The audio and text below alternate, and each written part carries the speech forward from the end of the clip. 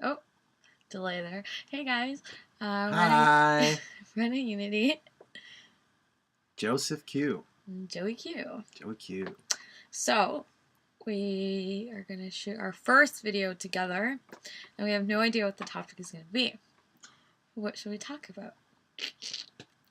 Let's talk about dealing with 3D bullshit and spiritual or 5D, whatever you guys want to call it.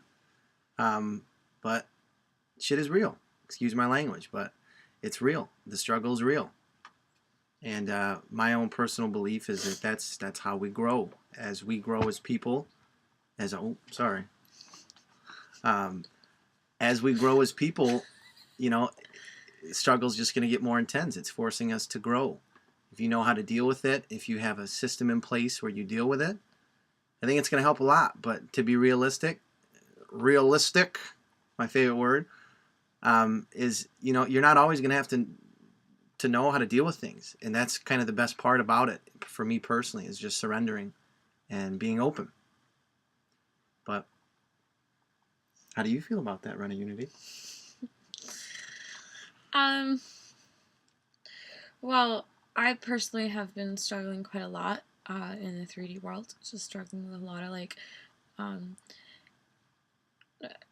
worry when it comes to money, and I kind of have been, and because of that, I've really gone into the very masculine mode, where I've kind of really gone into action and do, and okay, well, maybe I should get a job, or maybe I need to launch this product or this service to make money. So I've been really focused on external sources versus looking within myself and really tapping into a prosperity mindset, which I know I need to do, but for me, it's when I have all these bills coming up and just all these expenses, it's harder for me to really just take the time to go within and to heal what I need to heal, and to really tap into the prosperity mindset.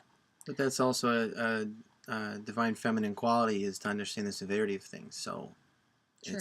it's quite understood. If you're familiar with the Kabbalah, the tree of life, severity on that side, and it makes sense. Someone's gotta. My personal view on these things is, I do understand these things. I do understand the severity. From an energetic point of view, I refuse to dwell on these things. And it's all great to say it, but when shit is real, excuse my language again, when it gets real, it's tough to detach sometimes. And that's all right. But, as long as we have this awareness check, and consistency is key, and also know that we don't know anything. The more you can erase your mind and arrive at this blank canvas, you're going to open your mind to receiving. And that's a divine feminine. It's funny that, with these roles, I am more masculine. Obviously, I'm a man. She is more feminine. We have these balance in all of us. We all have a balance of feminine and masculine. When we're in a relationship, though, my personal belief is, it helps a lot. It helps a lot to know your strengths if you want to work as a team effectively. She has taken the role and has stressed it, and focused on what to do and how to get there, and I've had to kind of take a step back and kind of do my own internal receiving, because I believe that there needs to be a balance in anything, and life is going to establish that balance always, whether you're in a relationship or anything. Life is going to always establish that balance for you if you're not conscious of it. But I think it helps to play to your strengths. How do you feel about that? I agree. I think ultimately it's about a balance. It's about going in, doing the internal work, doing the healing, attuning yourself to the prosperity mindset, and then taking inspired action. I feel like some people can fall into the trap of, just sitting at home and meditating and listening to meditations and doing affirmations, but yet they don't do anything. And you're not really going to attract or receive anything if you're just sitting on your couch in the basement just learning about prosperity. I think that's also a form of fear too. I think it's because people personally, in my case, it had a, I went through a point where, and I'm still kind of going through this point where the self-confidence comes into play when you are so focused on, for me personally, I'm starting up a meditation seminar thing, and see, even that didn't even speak across the confidence. It's just the whole part of, I understand it, and I understand the intention I want to bring to my class, but at the same time, you find yourself comparing. You find yourself, looking into seeing what everyone else is doing, and then, it takes away from your own personal flair on things, because you're so focused on, am I going to work on this, and how do I come across this way? He's coming across like this. I need to be more of this. I need to include this in my sessions because he did it in his. And it's like, no. One thing that I'm really starting to realize, and I think what we all need to realize, is there's plenty to go around.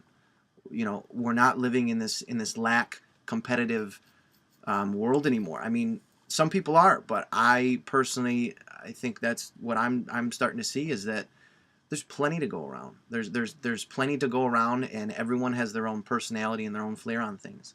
And I think that, as long as we focus on that, focus on the intention, focus on the being of service, to me, you can't go wrong. But, I got to walk my walk. This is all talk as of now. And that's the whole process, is walking the walk. So that's my personal thing I'm going through right now. But I don't know. So I guess the insight I would leave you with is it's really about a balance. It's a balance of really doing the inner work, going within, healing what you need to, raising your frequency, but at the same time, taking inspired action. If you feel all of a sudden guided to go to some event that you normally wouldn't go to, let's say someone invited you and normally you'd say no, but in this case you feel, what, I feel like I should go. You never know. You might meet someone who you partner up with, or he gives you a job, or even nothing might happen. It doesn't matter. But I think it's a balance of both. Not getting too lost where you just focus on the inner world and, just sit in meditation all day expecting things to come to you just magically. It doesn't work that way. And at the same time, the way the other spectrum, which I'm now more on, is the action, like I'm really more focused on everything externally to me, thinking it's going to change, but I'm not changing anything inside me. So at this point, I'm what Einstein would call insanity, doing the same thing over and over again, expecting a different result. So that's I don't know, that's what I'm going to leave you with.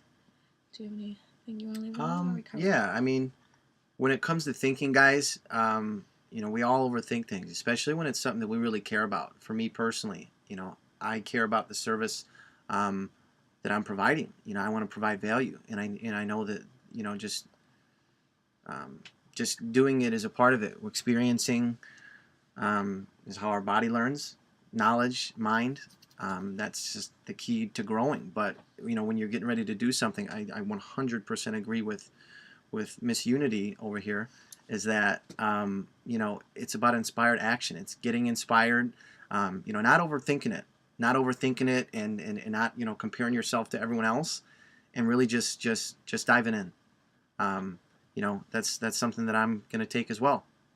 So thanks for listening, guys, and we'd love to hear your feedback. We'd love to hear what you guys are saying. We'd love to just kind of see what you guys are going through, because that's what this is about. Is we're all on this journey together. We're the collective. So looking forward to seeing your comments. Thanks for listening. All right, guys. Hope you enjoyed that. Many more videos to come. Bye. Bye.